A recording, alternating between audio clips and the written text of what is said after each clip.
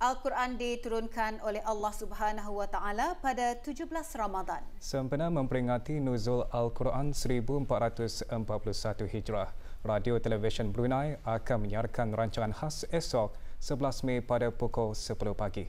Kita saksikan promo mengenainya. Rancangan khas sempena memperingati nuzul Al-Quran 1441 Hijrah akan disiarkan pada hari Isnin 17 hari bulan Ramadan 1441 Hijrah bersamaan dengan 11 hari bulan Mei 2020 Masihi pada jam 10 pagi di semua saluran TV, National FM, Nur Islam dan melalui RTB Go.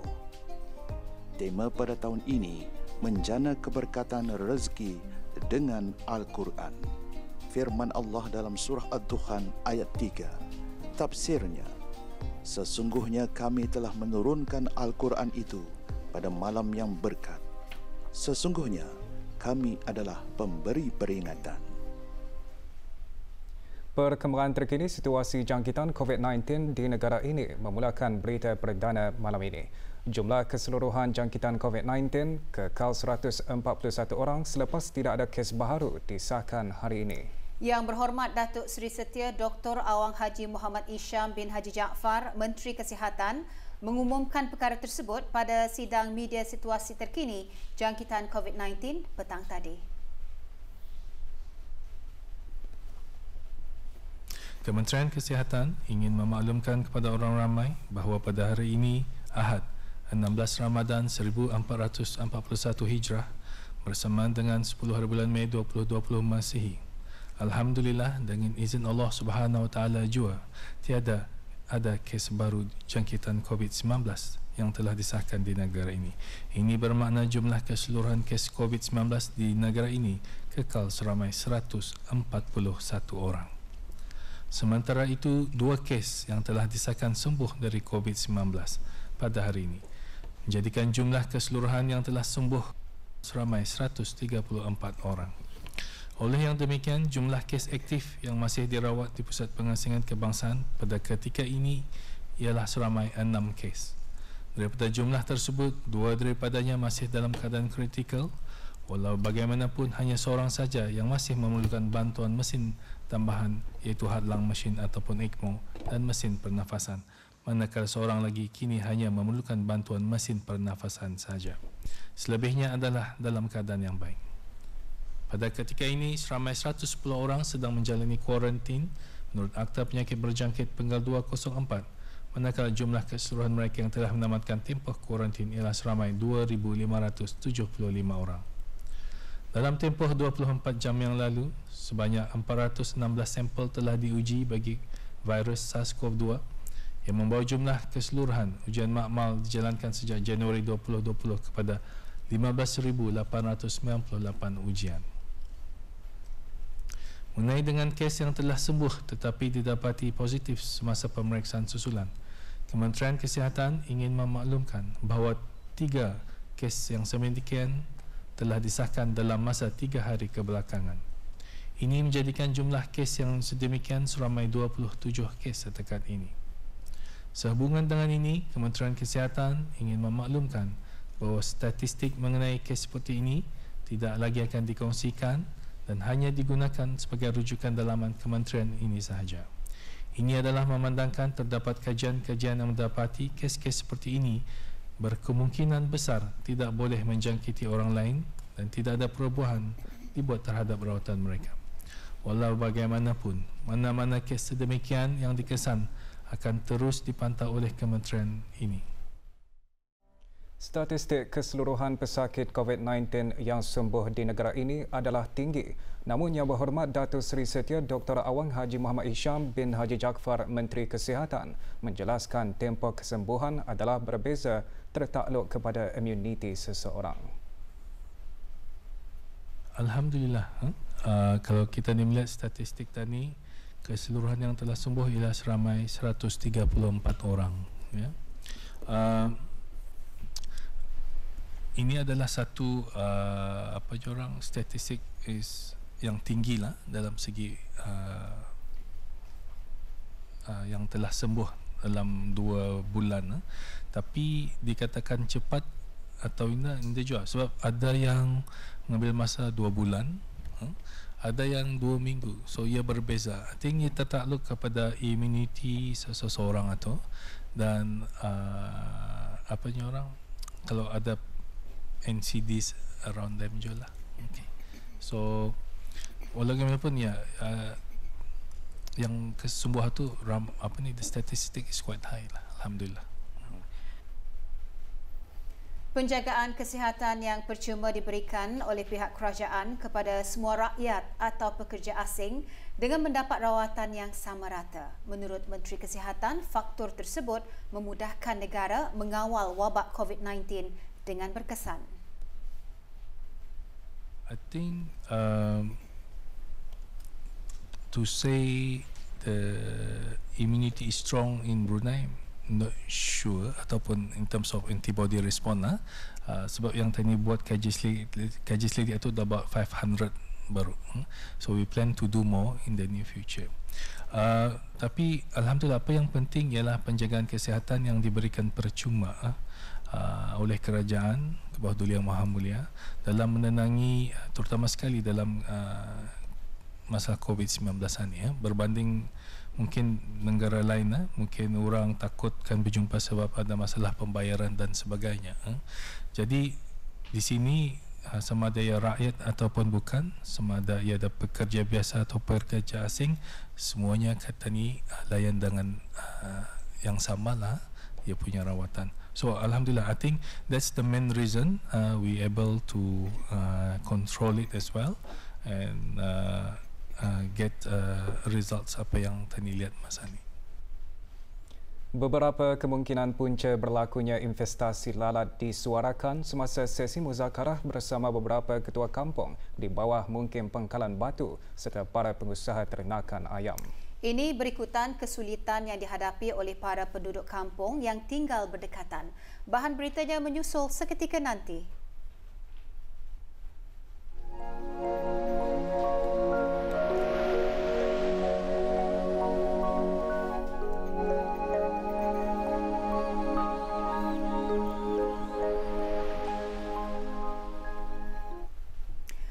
Kementerian Sumber-Sumber Utama dan Pelancongan dan jabatan-jabatannya sangat memandang berat terhadap isu lalat dan prihatin akan kesulitan yang dihadapi oleh para penduduk kampung yang tinggal berdekatan dengan aktiviti industri pertanian. Yang Berhormat Datuk Seri Setia Awang Haji Ali bin Apong, Menteri Sumber-Sumber Utama dan Pelancongan, menekankan perkara tersebut semasa sesi muzakarah bagi langkah-langkah untuk menangani investasi lalat dari ladang-ladang pertanian. Muzakarah berlangsung baru-baru ini di Kementerian Sumber-Sumber Utama dan Pelancongan. Sesi muzakarah diadakan bersama beberapa orang ketua kampung di bawah Mukim Pangkalan Batu serta para pengusaha ternakan ayam. Dalam sesi perbincangan tersebut, beberapa kemungkinan punca berlakunya investasi lalat telah disuarakan, antaranya penggunaan najis ayam yang tidak diproses sebagai baja kompos oleh beberapa ladang tanaman yang mana boleh menjadi tempat pembiakan lalat. Dalam pada itu, pihak Jabatan Daerah Brunei dan Mara Kementerian Hal Ehwal Dalam Negeri turut mengongsikan terdapatnya aktiviti-aktiviti perniagaan yang dijalankan secara tidak sah dan rumah-rumah pekerja kontrak yang didirikan tanpa pengurusan kebersihan dan pembuangan sampah yang tidak teratur yang berkemungkinan menyumbang kepada investasi lalat. Setakat ini, jabatan berkenaan telah mengenakan denda kompaun kepada para pengusaha dan juga syarikat yang melanggar kesalahan di bawah Akta Kesalahan-Kesalahan Kecil Penggal 30. Sementara itu, pihak Jabatan Alam Sekitar, Taman dan Rekreasi Jasri Kementerian Pembangunan menyatakan bahawa kemungkinan najis ayam yang sepatutnya dihantar ke tempat pembuangan sampah di pusat pelupusan Sungai Paku telah tidak dilaksanakan oleh pihak-pihak yang tidak bertanggungjawab dan dijual kepada peladang-peladang untuk mengaut keuntungan. Pihak Kementerian Kesihatan dalam pada itu turut bersetuju akan kepentingan untuk menjaga kebersihan supaya situasi investasi lalat ini dapat ditangani dengan segera bagi mengelakkan ianya menjadi wabak penyakit di negara ini. Pihak penguasa ternakan ayam seterusnya mengongsikan beberapa usaha yang telah diambil dalam mengawal pembiakan lalat di kawasan perusahaan mereka, termasuk penyemburan dengan menggunakan racun-racun serangga dan pembuangan najis ayam ke tapak pelupusan. Sehubungan itu, beberapa pelan pelaksanaan bagi menangani isu tersebut telah dibincangkan, antaranya untuk memberhentikan penggunaan dan pengagihan najis ayam kepada peladang-peladang tanaman dan sentiasa menjaga kebersihan persekitaran ladang seperti kawasan reban, longkang serta saliran bagi mengelakkan menjadi tempat pembiakan lalat. Penggunaan perkhidmatan kawalan haiwan perosak turut disarankan terutamanya di tapak-tapak terletak dekat dengan kawasan perkampungan, perumahan dan perindustrian. Sesi turut dihadiri oleh Yang Berhormat Awang Haji Muhaimin bin Haji Johari alias Johari, Ahli Majlis Mesyuarat Negara selaku Ketua Kampung Limau Manis, dan Dayang Hajati Yati binti Haji Abdul Wahab, Pemangku Setiausaha Tetap Kementerian Sumber-Sumber Utama dan Pelancongan. Nuzul Al-Quran adalah hari di mana turunnya kitab suci Al-Quran kepada Nabi Muhammad SAW sebagai penyampai wahyu kepada umat baginda. Pada lazimnya, pelbagai aktiviti diadakan pada Hari Kebesaran Islam di negara Brunei Darussalam. Petang tadi, Dayang Hajah Siti Mahyana binti Pihin Si Raja Khatib, Datuk Paduka Seri Setia Dr. Ustaz Haji Yahya, Ketua Bahagian Kemajuan Syiar Islam, Kementerian Hal Ehwal Agama, menjelaskan antara acara yang dimuatkan sempena memperingati peristiwa Nuzul Al-Quran di bulan Ramadan pada tahun ini. Sebagaimana yang diketahui, Majlis Sambutan Nuzul Al-Quran peringkat negara diadakan pada setiap tahun, iaitu pada setiap 17 Ramadan.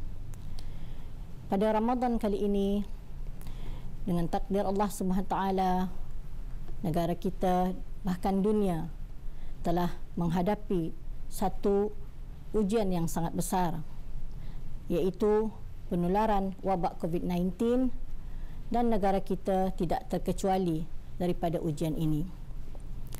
Akibat dari wabak ini, pihak berwajib telah mengambil langkah-langkah pencegahan, antaranya ialah mencegah ataupun menegah perkumpulan besar bagi membenteras penularan daripada berterusan. Sungguh pun demikian, ini tidak bermakna kita terhalang daripada untuk memperingati peristiwa Nuzul Al-Quran, yang mana seperti mana kita tahu, turunnya Al-Quran ini adalah satu signifikan yang sangat besar dan berharga kepada umat Islam, yang menunjukkan kebesaran Allah SWT dan juga sangat bersejarah di dalam kehidupan baginda Rasulullah SAW. Untuk itu, satu rancangan khas memperingati Nuzul Al-Quran telah diaturkan oleh Kementerian Hal Ehwal Agama dengan kerjasama pihak RTB, yang mana rancangan ini akan disiarkan menerusi siaran TV Brunei bagi menggantikan majlis yang lazim diadakan. Kita boleh menyaksikan siaran ini pada besok hari, iaitu pada 11 bulan Mei bersamaan dengan 17 Ramadan 1441 Hijrah di kesemua rangkaian TV tempatan, insya-Allah. Mengenai dengan tema sambutan hari-hari kebesaran Islam, setiap majlis akan mempunyai tema khas, dan alhamdulillah bagi majlis nuzul ini tema khasnya ialah menjana keberkatan rezeki dengan Al-Quran. Dalam usaha meraih kemuliaan Ramadan, Persekutuan Pengakap Negara Brunei Darussalam melalui Bahagian Kebajikan dan Kemasyarakatan menganjurkan program Iftar Kasih Ramadan. Pengagihan 500 pek bubur kacang hijau dan jagung manis bagi juadah berbuka puasa itu dihasrat dapat mengukuhkan silaturahim dalam kalangan ahli persekutuan di samping membina hubungan persaudaraan dengan orang ramai tanpa mengira agama dan bangsa. Penghasilan bubur ini dikendalikan secara gotong royong oleh para ahli pengakap di kawasan di Ibu Pejabat Persekutuan Pengakap Negara Brunei Darussalam. Bahan-bahannya termasuk kacang hijau 30 kg dan gula 20 kg termasuk pembungkusan bubur.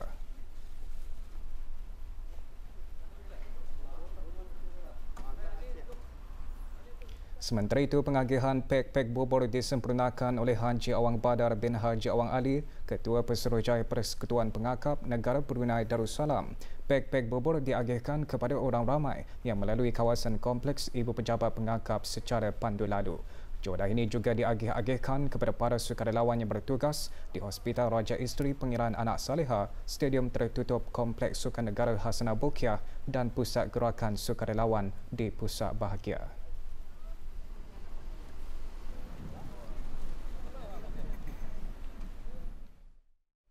Platform Pasar Maya Community for Brunei diwujudkan bagi mengumpulkan dan menyatukan komuniti di negara ini, khususnya membantu perusahaan mikro, kecil dan sederhana PMKS untuk menjual barangan serta membolehkan orang ramai membeli dan membuat pembayaran secara digital. Community for Brunei merupakan satu platform yang disediakan oleh Kementerian Kewangan dan Ekonomi melalui Bank Islam Brunei Darussalam BIBD. Platform ini diinspirasikan dan diurus oleh anak-anak tempatan iaitu The Collective, Think Access, Elation New dan beberapa pihak lain yang mempunyai objektif yang sama khususnya untuk membantu PMKS. Melalui Community for Brunei, orang awam boleh membuat pembelian secara virtual dan pembayaran secara digital dengan menggunakan kad debit atau kad kredit. Community for Brunei terbahagi kepada dua projek iaitu Community for COVID dan Community for Ramadan.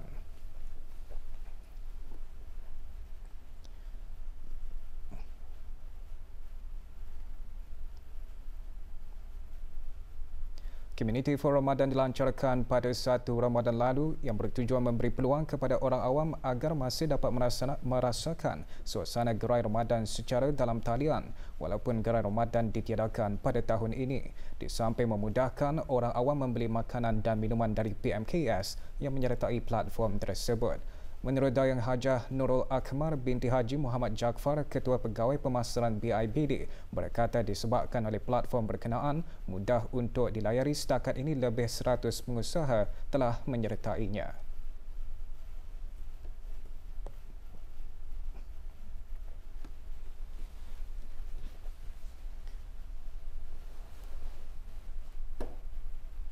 Ada beberapa ratus lagi dalam queue untuk masuk ke Community for Ramadan.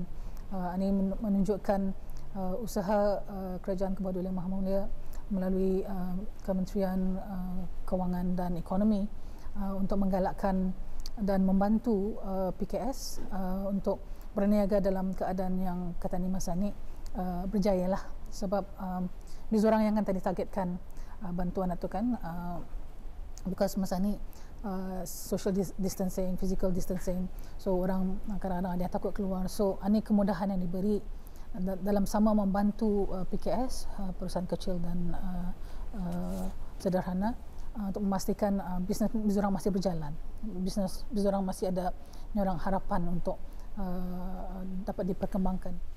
Pelbagai jenis makanan dan minuman dijual di dalam pasar maya tersebut, dari makanan tradisional sehinggalah mengikut citarasa orang awam pada masa ini. Jika ingin membuat pesanan, orang awam bolehlah melayari website communityforbrunei.com untuk memilih dan membeli juadah bagi berbuka puasa, seterusnya dihantar ke rumah masing-masing.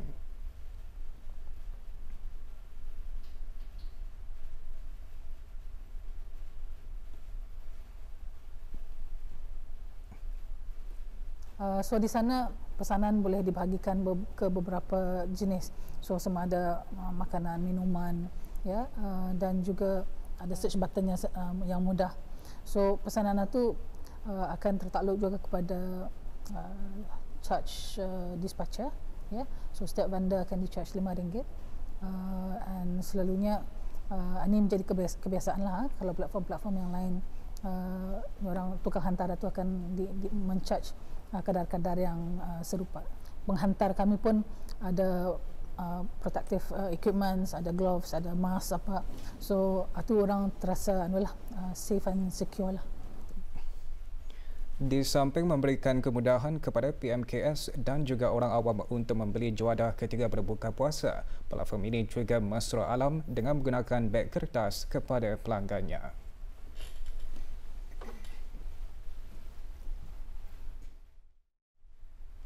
Auda mungkin biasa mendengar masyarakat Islam akan memperbanyakkan sedekah dalam bulan Ramadan ini seperti barangan keperluan asasi, makanan dan minuman dan sebagainya. Bagi Al-Hufaz Management, tujuannya membantu usahawan dan pertubuhan bukan berasaskan keuntungan NGO untuk menghulurkan sedekah kepada orang ramai. Ikuti laporannya bersama pewarta Dayang Nami Pengiran Ladun. Alhamdulillah dengan mendapat bergani.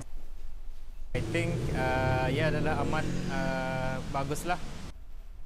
Projek Sedekah Bergetelur Level 5 edisi Ramadan diadakan sehingga 20 Mei ini. Kira-kira 100 biji bergetelur disedekahkan setiap hari. Bergetelur dipilih sebagai sedekah kerana ia mudah disediakan dan mudah dibawa ke mana-mana sahaja. Uniknya, projek Sedekah Bergetelur ini, orang ramai boleh turut sama menghulurkan sedekah serendah RM1.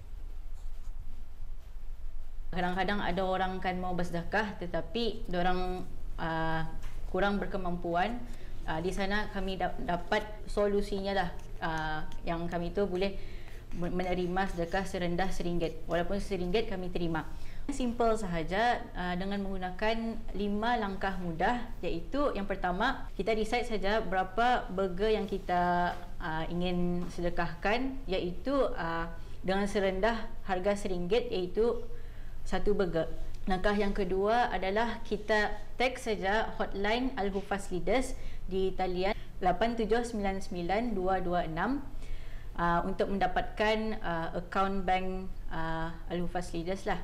Langkah yang ketiga, kita boleh membuat pembayaran online ataupun bank in. Seterusnya kita boleh screenshot saja kita punya pembayaran. Proses penyediaan bergetelur seperti memasak dan membungkus melibatkan para sukarelawan belia. Penglibatan mereka itu secara tidak langsung dapat mendedahkan mereka dengan aktiviti khidmat masyarakat dan gotong royong. Yang mendorong saya untuk mengikut projek ini ialah saya berpegang kepada hadis yang sebaik-baik manusia lah yang memberi manfaat pada orang lain. Kami telah diberi tunjuk ajar bagaimana cara memasak dengan yang betul. Kami juga belajar kebersihan, dan di mana dengan kami bersedekah kami juga tahu di luar sana ramai lagi yang memerlukan makanan walaupun hanya sebiji burger. Sedekah yang dihulurkan ini setentunya membawa kegembiraan kepada para penerima. Meskipun dengan hanya sebiji bergetelur, namun ia sudah memadai untuk membawa keceriaan kepada mereka yang menerimanya.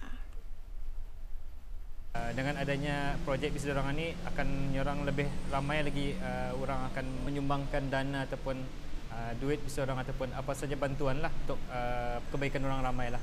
Untuk orang ramai barangkali di bulan berpuasa ni, di bulan Ramadan ni, perbanyakkanlah amalan. Alhamdulillah dengan mendapat bergani saya berasa gembira lah. Diri ni kan mencari apa yang dimakan. So, anda tahu apa yang dipilih, tahu ada dapat bergani, alhamdulillah. Saya bersyukur juga. Agama Islam sememangnya menganjurkan umatnya untuk memperbanyakkan amalan bersedekah, lebih-lebih lagi dalam bulan yang penuh keberkatan ini. Dengan menghulurkan sumbangan atau sedekah, walaupun nilainya sedikit, tetapi Allah Subhanahu Wa Taala akan membalasnya dengan ganjaran yang sangat besar dan berlipat ganda. Kita ni sepatutnya mencontohi sifat Rasulullah SAW, kedermawanan baginda tu di bulan Ramadan ini. Kita ni segera memberi, apabila kita terlihat iklan di e-poster jangan di scroll laju-laju. Kita ni segera bersedekah, hulurkan melalui online ataupun berjumpa dengan orang yang memerlukan itu. Apa yang penting dalam kita ni memberikan sedekah kepada orang yang tidak berkemampuan ini, hati kita ni ikhlas kerana Allah, semata-mata kerana Allah Subhanahu Wa Taala, tidak mengharapkan apa-apa pujian balasan daripada manusia. Melalui projek berkebajikan ini, ia bukan sahaja membawa kegembiraan kepada para penerimanya, bahkan ia dapat mengeratkan lagi tali silaturahim sesama umat Islam di samping meraih ganjaran pahala yang berlipat ganda. Semoga lebih ramai lagi individu atau NGO tampil untuk mengukayahkan projek-projek seumpama ini. Dayang Nami Pengiran Ladun melaporkan untuk Berita RTV. Sebut sahaja minuman cendol atau kuih putu mayang, pasti ramai yang tahu dua menu itu antara juadah paling diminati semasa bersungkai. Meskipun Ramadan kali ini agak berbeza dari sebelumnya, namun cendol dan putu mayang tetap mendapat permintaan tinggi daripada penggemarnya. Kru Mojo RTB meninjau permintaan juadah tersebut semasa musim Ramadan ini. Putu mayang, cendol. Putu mayang, cendol. Putu mayang. Cendol dan putu mayang tidak perlu diperkenalkan lagi kerana dua juadah itu memang sudah diketahui ramai sebagai juadah pilihan bersungkai. Bagi salah seorang pengusaha putu mayang, permintaan bagi kuih tradisional itu meningkat semasa bulan Ramadan ini berbanding hari-hari biasa. Kuih-kuih sekarang ini saya hasilkan banyak. Ada seperti kuih bingka, kuih talam, kuih nana manis, kuih linggang. And then yang paling utama di musim bulan Ramadan ini putu mayang. Bulan Ramadan yang paling top. Sebenarnya putu mayang ini memang keistimewaannya memang kuih tradisional yang benar-benar yang ada di negara Brunei ini. Spesialnya kuahnya tu. Kuahnya tu yang paling menyorong macam kalau tadi membuat mesti ada rasa originalnya pandan. Minuman cendol juga tidak boleh dipertikaikan lagi. Sebilangan besar masyarakat di negara ini memang menggemari minuman tersebut dan sering menjadikannya sebagai juadah wajib untuk bersungkai. Seiring dengan peredaran masa, salah seorang pengusaha cendol tempatan yang mewarisi pembuatan cendol dari ayahnya membuat inovasi dalam penghasilan cendol agar terus diminati dan disukai. Lagi awalnya daripada ayah saya iaitu Haji Ahmad Ali bin Abdullah, ia memang sudah dari awal berkecimpung berniaga seperti membuat cendol dan lain-lain lagi lah. Tapi kalau masa bulan Ramadanan memang yang paling laris lah dijual di Brunei ni. Dulunya kami membuat cendol di pack pakai plastiknya tu. Harga memang aku ingat sampai hari ini pun akad jual RM1 harga tu. Seplastik RM1, sekantung RM1. Hingga sekarang satu cup itu RM1. Jadi bila puasa kami jual semua RM1. Dan cabaran masa ni terpaksa juga kami ikut. Macam terutamanya orang muda-muda ia suka macam ni ya, dicampur dengan gulanya, dicampur dengan susunya, dicampur dengan keladinya. Ia suka dicampur dengan tea, sampai ice tea cendol pun dah ada kami jual. Ada jual untuk mengandungkan rasa dah tu kan. Sebab tu alhamdulillah sambutan, terutamanya sambutan orang muda-muda, orang kalangan orang warga emas, kesakanan sama juga angkatan tu. Dalam kesibukan kita membeli juadah penyungkaian, perlulah jua kita menitik beratkan penjarakan sosial serta patuhi arahan Kementerian Kesihatan. Apa yang penting, kita perlu berkhidmat dalam berbelanja dan seterusnya menjauhi tabiat membazir, lebih-lebih lagi di bulan mulia ini. Laporan Aziz Ahmad untuk Berita RTV. Seorang perempuan tempatan dijatuhi hukuman penjara 14 bulan oleh Mahkamah Magistrate Bandar Seri Begawan selepas didapati bersalah mengambil barang kemas seutas rantai bersama sebuah loket milik ahli keluarganya. Siasatan dijalankan oleh Balai Polis Lamunan, Pasukan Polis Diraja Brunei, Jabatan Perdana Menteri. Suspek seorang warga tempatan bernama Penyiran Nuraimi Wati alias Penyiran Siti Nuramirah binti Penyiran Haji Saidun berumur 37 tahun dan bekerja dihadapkan ke Mahkamah Magistrate Bandar Seri Begawan bagi menghadapi penuduhan di bawah Seksyen 379 Kanun Hukuman Jenayah Penggal 22 iaitu curi dan di bawah Seksyen 3-1-B Perintah Mendapatkan Aset Jenayah 2012. Siasatan telah dijalankan dan mendapati suspek telah menggadaikan barang kemas tersebut di Kedai Pajak Emas dengan harga sejumlah RM2,000. Barang kemas tersebut berjaya ditemui semula dan dirampas bagi dijadikan bahan bukti. Hasil daripada sebutan kes, tertuduh telah mengaku bersalah dan pihak mahkamah telah menjatuhkan hukuman penjara selama 14 bulan di penjara Jurudong bermula pada 9 Mei 2020. Sebuah kereta ranap dalam satu kebakaran di Jalan Kupang, daerah Tutong hari ini. Jabatan Bomba dan Penyelamat Cawangan Operasi E daerah Tutong menerima laporan kebakaran itu pada pukul 12.38 tengah hari. Setiba di tempat kejadian, didapati api besar telah membakar keseluruhan sebuah kereta. Bagaimanapun, api dapat dikawal dalam masa 2 minit. Pemandu kereta tersebut tidak mengalami sebarang kecederaan. Punca dan kerugian masih dalam penyiasatan serta tidak ada kecederaan dan korban jiwa berlaku. Sebarang insiden berkaitan kebakaran kereta, hubungi talian kecemasan 995. Dua jalan raya di persimpangan Jalan Raja Isteri dan Jalan Lorong 1 Barat, Seria akan ditutup kepada semua pengguna jalan raya bermula Selasa ini 12 Mei hingga 8 Ogos 2020 mulai pukul 8 pagi. Menurut kenyataan Jabatan Kerja Raya Kementerian Pembangunan, penutupan sementara dua jalan tersebut adalah disebabkan kerja-kerja pembaikan yang mengambil masa selama 3 bulan. Para pengguna jalan raya boleh menggunakan jalan lencongan yang disediakan serta diingatkan supaya berhati-hati dan sentiasa mematuhi semua papan tanda keselamatan dan lalu lintas yang dipasang di kawasan berkenaan.